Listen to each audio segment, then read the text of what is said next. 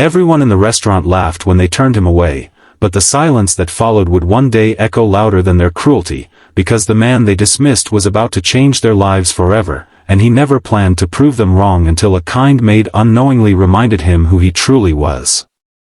Ethan Caldwell stood outside the glass doors of the prestigious Larkspur Grand Hotel, adjusting the sleeves of his worn jacket. To anyone watching, he looked like an ordinary man down on his luck, shoes slightly scuffed, hair unstyled, no watch gleaming on his wrist. What no one could see was that Ethan was a self-made millionaire, founder of a global logistics company, a man who owned properties across Australia, New Zealand, and the UK.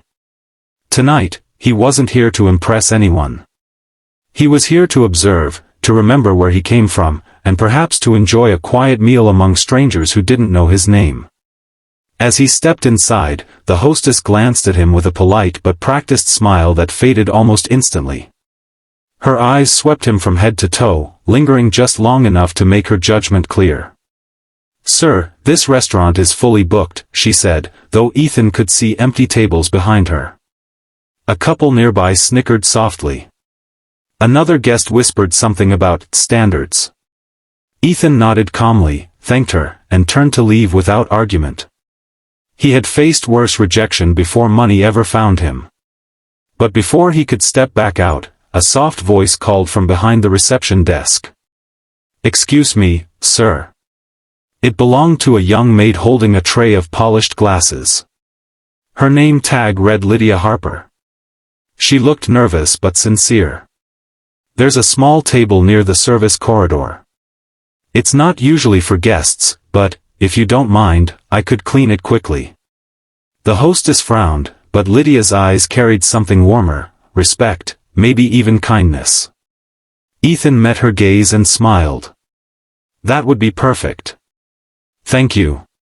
For the first time that evening, someone had seen him as a person, not a problem. Lydia led him to the modest table tucked away from the spotlight. As she wiped it down, she apologized quietly for the behavior he'd faced. Ethan shrugged gently. People act based on what they see. It's human.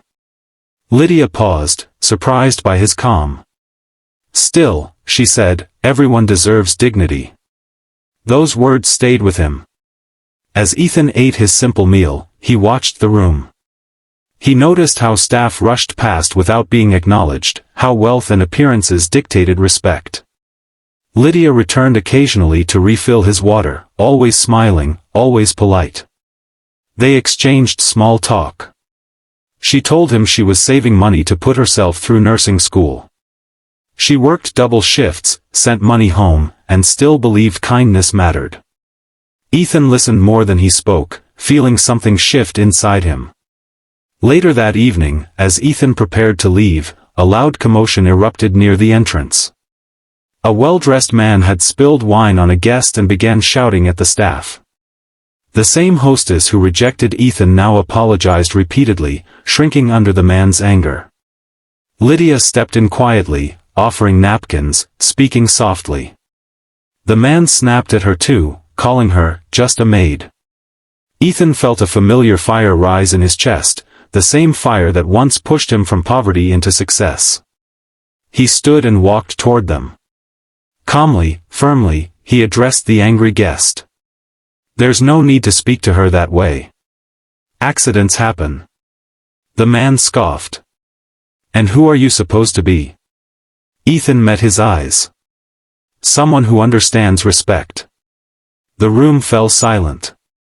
The manager rushed over, recognizing Ethan at last, too late. His face drained of color as he stammered an apology, calling him Mr. Caldwell. Whispers rippled through the restaurant. Ethan raised a hand. "No apologies necessary," he said evenly. Then he turned to Lydia. "Thank you for your kindness tonight. It meant more than you know." He left without another word, leaving behind shock, embarrassment, and a lesson no one would forget. The next morning, Lydia arrived at work to find the hotel buzzing. Management announced a surprise donation to fund staff education programs, fully sponsored by Ethan Caldwell. Lydia's name was called specifically, she was granted a full scholarship, living expenses included. Tears streamed down her face as she realized her dream was now possible.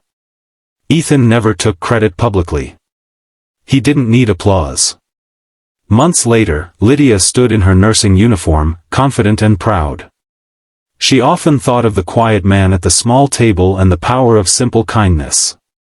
Ethan, watching from afar, knew the experiment had succeeded, not in exposing others, but in reminding himself why he built his success in the first place.